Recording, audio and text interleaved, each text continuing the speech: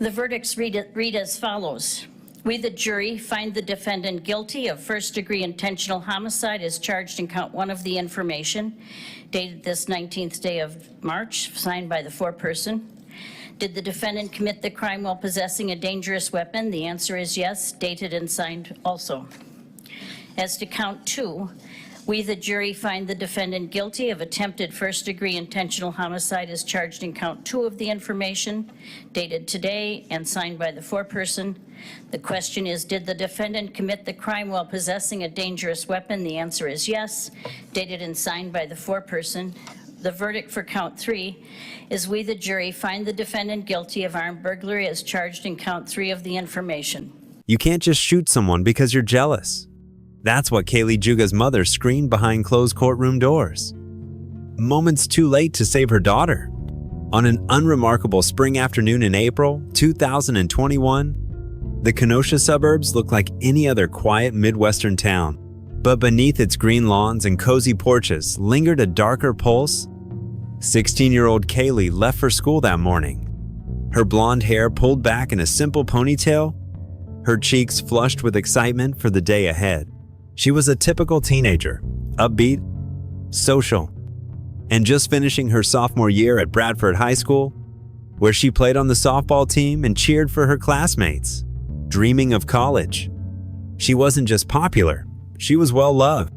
Her laugh could light up a cafeteria, her warmth, a small rallying point for friends. And then there was Martice Fuller, a name now etched into Kenosha's worst nightmares. A year smart and intense. He had first met Kaylie at school, where friendly greetings briefly crossed lines into teenage flirting. Eyes glowed and shared Snapchat chats.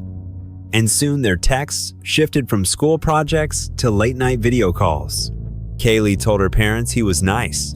Fuller's single mother said she recognized a gentle spirit behind his quiet demeanor. Yet beneath the smiles simmered something darker. The kind of obsession that festers in the most unsuspecting places. 1 week before the shooting, Kaylie had taken steps to distance herself, saying she felt overwhelmed by the intensity. She even confided in a close friend, her voice trembling as she recounted late-night messages from Fuller. A screenshot revealed his tone had shifted. What once felt like care began to resemble control. That afternoon in class, Kaylie typed a message. I just need some space. But space in teenage hearts isn't always respected. That night, police found Kaylie's phone face down on her desk. Its battery dead. Unanswered messages blinked in silence. Why won't you reply? I know you're ignoring me. They were sent hours before dawn. Then, 3:25 a.m. The terror unfolded. Across town, Fuller was lurking on Kaylie's street. He slipped out of his mother's home, wearing the same hoodie and sneakers she'd bought him for Easter. Surveillance video later captured his figure crossing lawns in the dim streetlight, a backpack slung low and heavy on his shoulders. No words, no warning, just the cold air and distant hum of late-night traffic. Kaylie was home, in bed. She didn't hear his footsteps until his gloved hand clamped over her mouth. One gunshot later, she lay on the threshold of her room, alive, but gravely wounded. The bullet had torn through her jaw, cracking bones, leaving brutal evidence of violence that would shock a community. When first responders arrived, Fuller was gone. The street silent as snowfall. Kaylie was bleeding, scared, but alive enough to be taken to the hospital. She'd survived surgery, but the bullet's damage would scar her voice and her soul. A tragedy was unfolding. That same morning, police received a tip. A young man matching Fuller's description walking into school uniform outfitters, his hoodie now draped loosely, his grin almost casual as he paid for polos and slacks. The clerk later said Fuller seemed unusually calm, like he was waiting for someone. That detail would come back during the trial, chilling jurors. A boy unmoved by the weight of his own crime. By the time the community found out Kaylie had survived, word of the suspect had spread. The irony wasn't lost on anyone. She had cheated death. He had tried to kill her. But the story was far from over. Shock turned into a community reckoning as classmates, neighbors, teachers, and detectives all tried to piece together what had led a 17-year-old boy to pursue the object of his teenage affection with such deadly force. In the calm of suburban streets, the police would find more than footprints. They'd find secrets hiding in the shadows of teenage love gone terrible wrong. It started with a smile across the lunchroom. Kaylie Juga was a sophomore, blonde, bright-eyed, and wrapped in the kind of energy that drew people to her without even trying. She had dreams of becoming a nurse. Her planner was full of goals: cheer practice on Tuesdays, homework deadlines, and a countdown to summer break. Her Instagram bio read, "Smiling through it all." Martice Fuller was 1 year older. He was a junior with a quiet confidence, the kind that lingered behind in classrooms a few seconds longer, staring a little too long. He played sports, made decent grades, and for most teachers, he was just another teenager with promise. But for those who looked closer, Martice wasn't as invisible as he wanted people to believe. Their first real conversation happened after school. A mutual friend introduced them near the parking lot. Kaylie laughed at one of his jokes, something dumb about the math teacher, and Martice didn't stop smiling the whole way home. From that moment on, he was hooked. At first, Kaylie thought he was sweet. They exchanged numbers, started texting late at night. "He listens," she told her friends. Like, actually listens. But what began as attention soon became surveillance. Martice didn't like it when Kaylie didn't text back right away. He'd message multiple times in a row. "Where are you? Who are you with? Why are you ignoring me?" Then the calls began. Constant. Obsessive. Even while she was at cheer practice or doing homework, she told a friend, half laughing, "It's like he thinks I belong to him." Oh, but no one was laughing by the end. Kaylie's parent, Stephanie and Brian Juga, were starting to worry. They noticed the shift in her mood. Once bubbly, now distracted. They checked her phone. One thread stood out. Dozens of unanswered texts from Martice. Demands. Accusations. Please. One read, "If I can't have you, no one will." And Stephanie Juga confronted her daughter. "Honey, you need to tell us if he's threatening you." Kaylie shook her head. "It's not like that. He's just upset. He's just intense." Still. Her parents stepped in. In early 2019, they went to the school and made a formal complaint. Martice was removed from Kaylie's classes. They were told the school would monitor the situation. It wasn't enough. Soon after, the Jugas filed for a restraining order. Court documents later revealed the chilling details. Martice had shown up, uninvited, to Kaylie's workplace. He threatened to ruin her reputation. He even followed her after school, watching her from a distance like a ghost she couldn't shake. The restraining order was granted, but here's the problem. No one wants to admit about restraining orders. They're pieces of paper. They don't stop someone determined to cross the line, and Martice was beyond that line already. One day, Kaylie received a message that made her heart drop. A photo of the outside of her house, taken from a car window.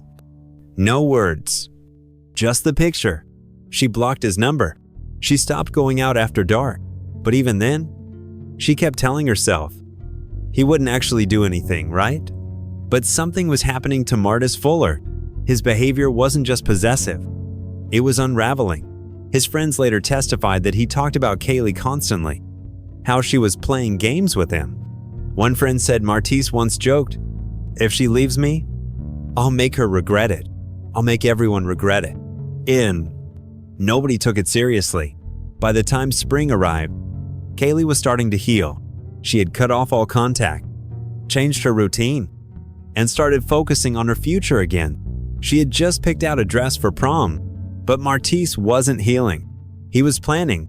He knew the layout of her house. He knew the times her parents were home. And, most chillingly, he knew where she kept her bedroom window unlocked. Thursday, May 9, 2019. It was supposed to be just another spring day in Kenosha. Kaylie Juga had returned home from school, tossed her cheer uniform in the laundry, and settled into a quiet evening with her mom. They'd talked about weekend plans, maybe seeing a movie, maybe a trip to the lake. Kaylie wanted to repaint her bedroom walls. Lavender, something calming. Outside, the sun dipped below the rooftops, casting long shadows across the quiet neighborhood. And somewhere nearby, Martice Fuller was watching. Earlier that day, he'd skipped class. Security footage would later confirm it. Martice had wandered the school halls aimlessly before walking off campus.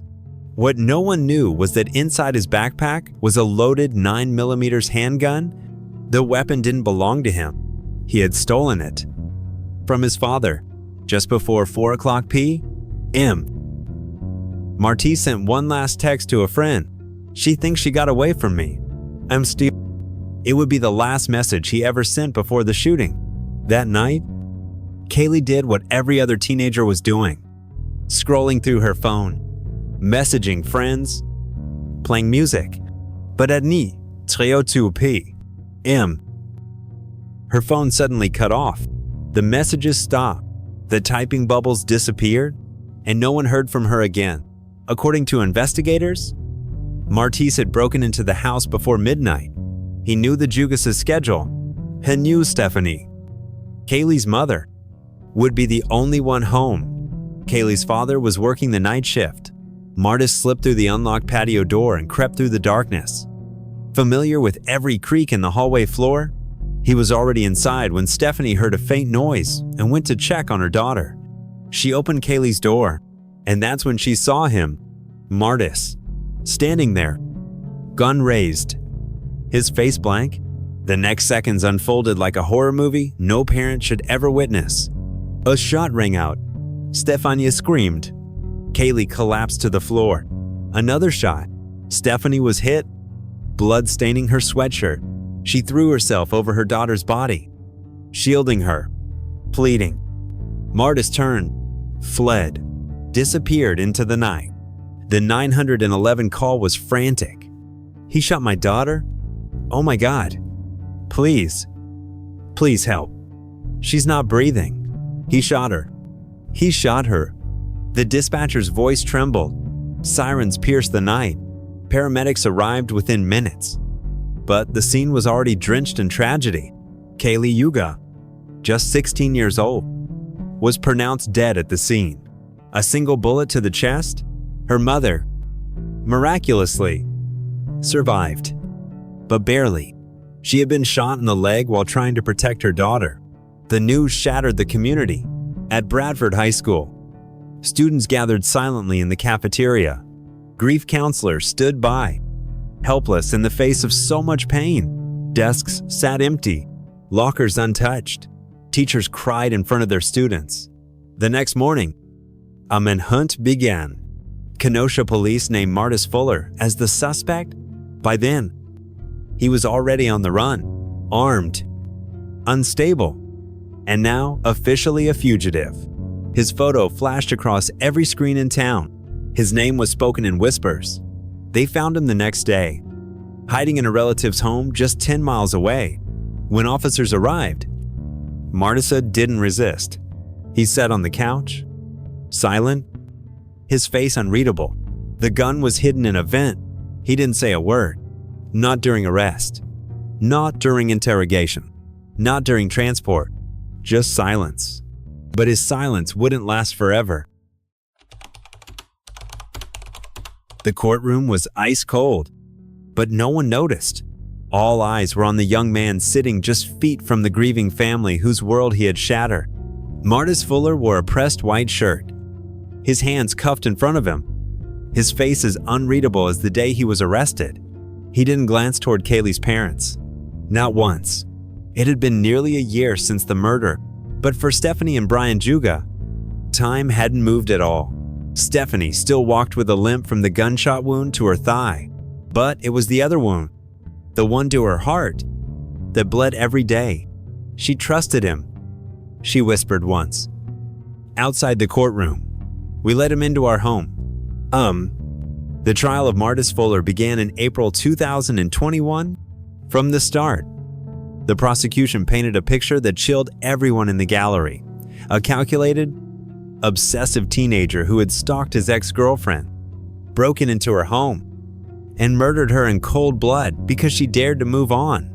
The evidence was overwhelming and devastating. First, there was the digital trail. Text messages retrieved from both Martice's and Kaylie's phones showed a disturbing descent into obsession. His tone changed from affectionate to threatening in a matter of days. Jurors were shown screenshots. "You said you'd never leave me. I see you with that other dude again and I'll lose it. I swear. I'll make you pay. Each message landed like a gunshot in the courtroom. You could feel the silence, the weight of it.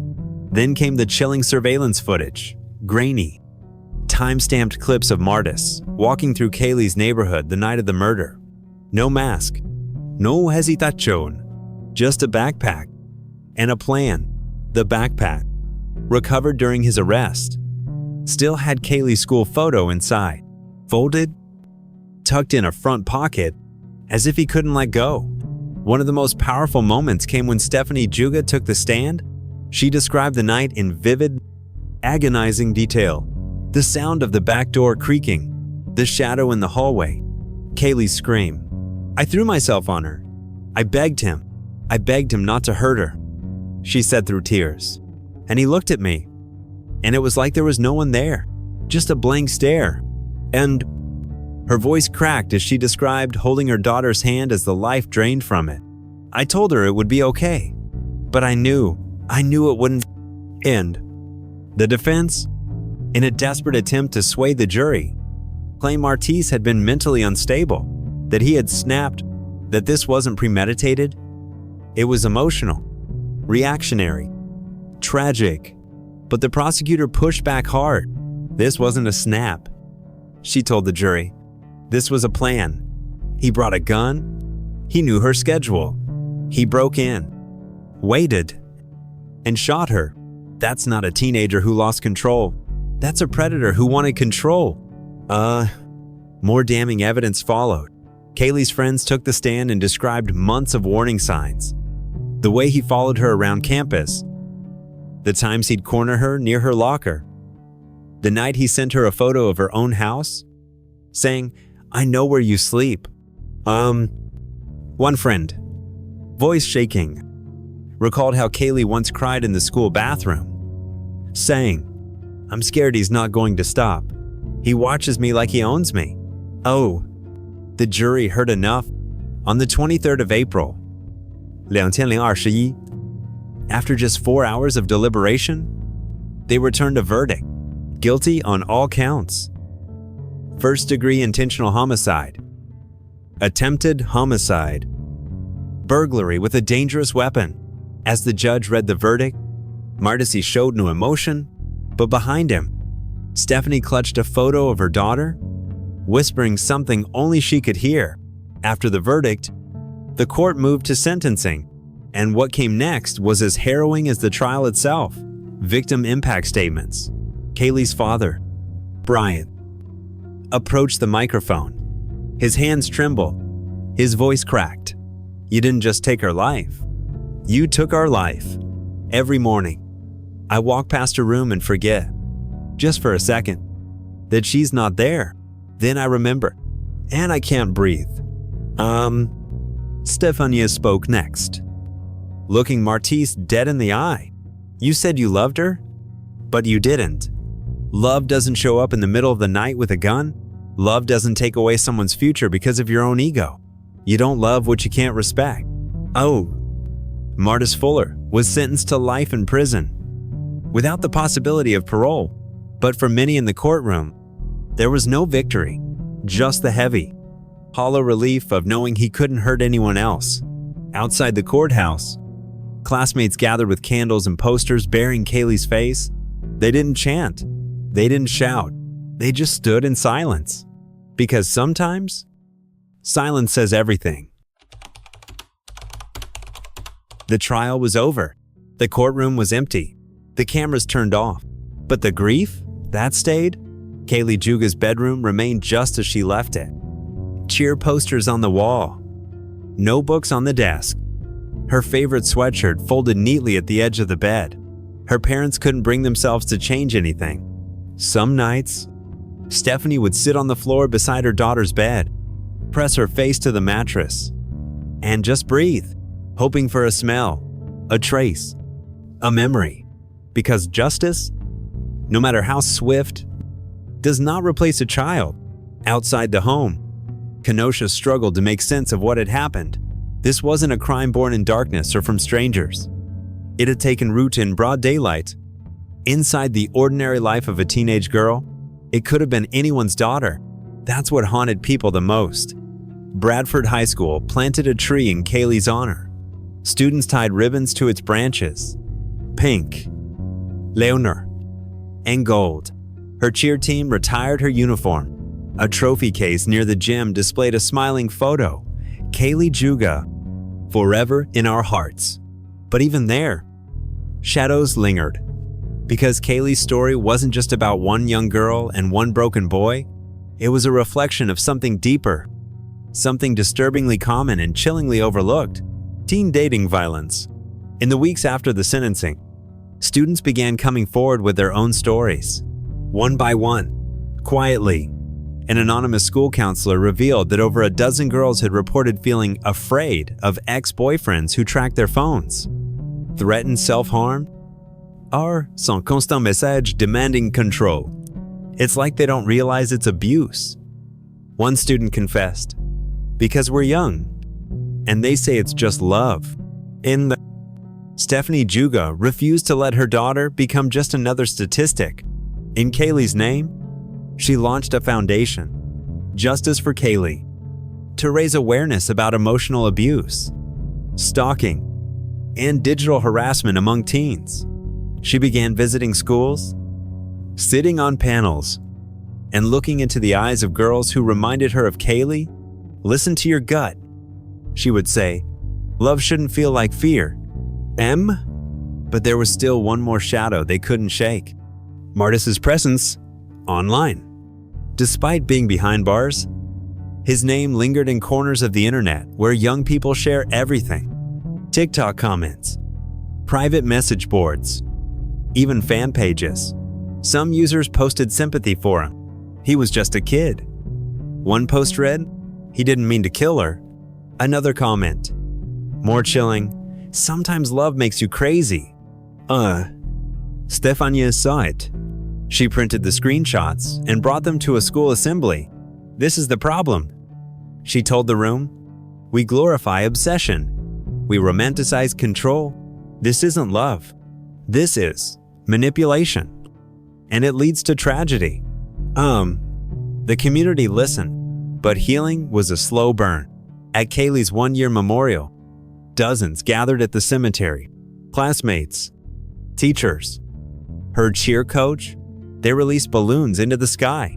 A girl read a poem Kaylie once wrote for English class. It ended with a line that sent chills through the crowd. "Maybe one day I'll fly above all this, and no one will ever hold me down again." Her mother wept as the balloons rose higher. One broke free and drifted longer than the others, catching the wind. Stephanie watched it until it disappeared. "You're free now, baby," she whispered. What turns a teenage boy into a killer? That was the question. Investigators, psychologists, and grieving parents all kept asking in the wake of Kaylie Juga's murder. Because Martice Fuller wasn't a monster in the traditional sense. He wasn't snarling or twitching or foaming at the mouth. He was quiet, reserved, polite, even. And that's what made him so dangerous. In court, Martice's public defender hinted at something deeper: mental health struggles, possible trauma, but no formal diagnosis was ever presented. Still, after the verdict, psychologists began digging into his past, trying to understand what kind of mindset drives a 17-year-old to commit such a cold, calculated act. They didn't find horror stories of childhood abuse. They found something more common, more chillingly familiar: a desire for control, an inability to accept rejection, and a belief that love equals possession, Martice grew up in a home marked by instability, not extreme violence, but the kind of emotional chaos that leaves lasting scars. His father was intermittently in and out of the picture. His mother, overwhelmed and overworked, struggled to keep him grounded. Teachers described him as withdrawn but sharp, a student who didn't speak unless spoken to, but who always seemed to be watching. From a psychological standpoint, Martice fit a profile that experts sometimes call the quiet controller. He didn't explode in public. He internalized everything. He felt humiliated when he lost something, especially someone he believed he owned. When Kaylie broke up with him, it wasn't just heartbreak, it was humiliation. In his mind, her rejection wasn't about incompatibility. It was an attack on his self-worth. And worse, she had the audacity to move on. In journal entries later recovered from his phone, Martice wrote cryptic notes that prosecutors never showed the jury. She was supposed to choose me. If she makes me the villain, then I'll show her what a villain is. I can't lose. Not to her.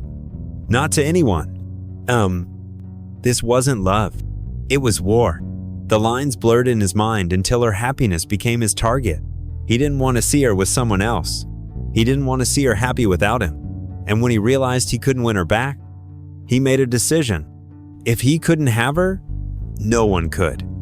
This is a phenomenon experts now refer to as intimate terrorism. When someone tries to dominate and ultimately destroy the person they claim to love, it often begins with small behaviors.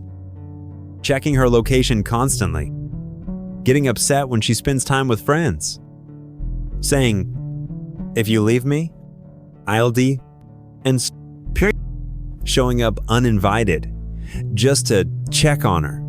And to outsiders, it might look like intense love, but to those who've lived it, it's fear wearing a disguise.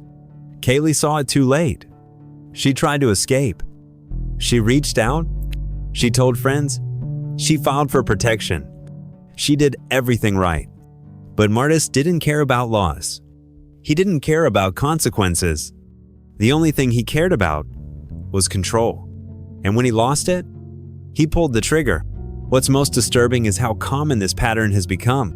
In a study conducted just months after Kaylie's death, more than 1 in 3 teenage girls admitted to experiencing emotional or digital abuse in a relationship. Many didn't recognize it until it was too late. Because abusers don't always look like villains.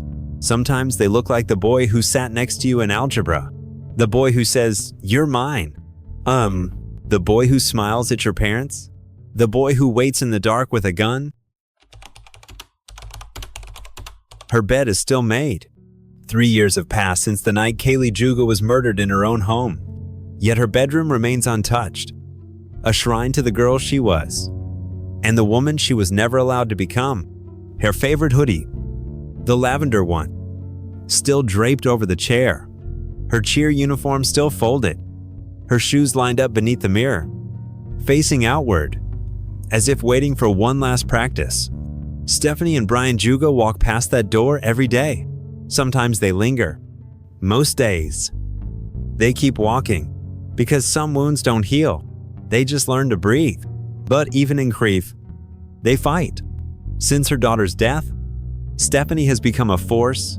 She speaks at high schools, sits on state panels, and works alongside domestic violence organizations to create new educational protocols for recognizing the early signs of dating abuse. She has one goal: to stop the next Kaylie from ever happening. Because Kaylie did speak up.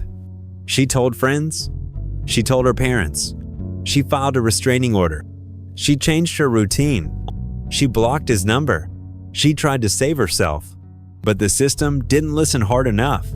At one of her first public speeches, Stephanie looked out at a sea of teenage faces.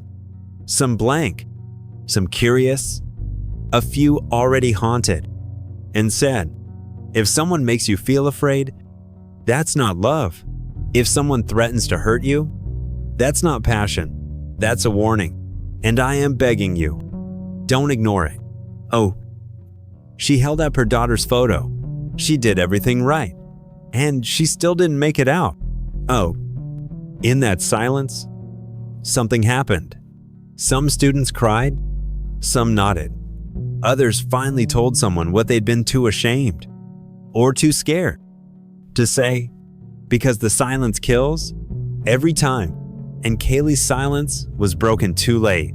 But now, she speaks through the lives she saves, through school programs that now train counselors to recognize digital stalking, through parents who talk to their children, not just about sex and grades, but about what real love looks like, through laws being debated about enforcing stricter responses to teen restraining orders.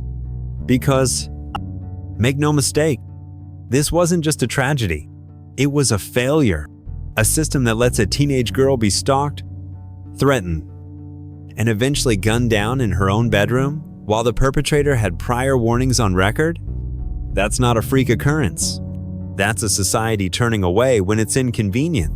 So now we're left with this: a smiling girl frozen in time, a mother who will never hear her daughter laugh again, a high school desk that will never be filled, and a killer locked away with nothing left to control. But we are also left with a choice. Do we keep letting these stories fade into statistics? Do we scroll past the headlines and say, "That's so sad," before going back to our lives? Or do we finally admit what no one wants to say out loud? That love can be dangerous. That obsession doesn't always look like rage. That victims are not weak. They're silenced. And that we owe them more? Kaylie Juga is gone. But her voice echoes in every girl who walks away from a toxic partner, in every friend who dares to ask, "Are you okay?" and in every parent who listens without judgment. And maybe, just maybe, if we keep listening, she won't be the last to be saved. Was justice served in the eyes of the law? Yes. But for everyone who loved Kaylie, justice will never be enough. Not when the cost was her life. Not when she was just 16. The better question is, will we listen in time to save the next one? Because someone, somewhere, is living that same story right now. And if you're reading this, maybe you're the one who can stop it.